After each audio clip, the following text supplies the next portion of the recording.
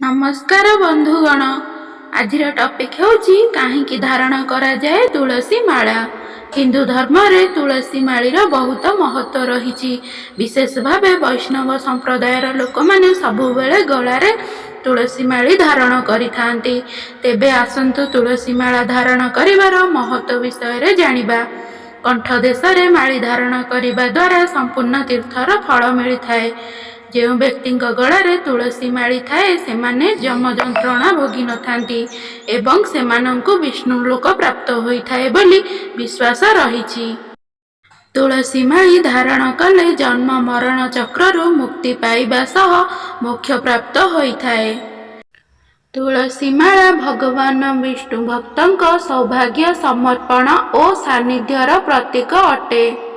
तुलसी माली धारण करिथिबा व्यक्ति सात्विक भोजन करिबा आवश्यक।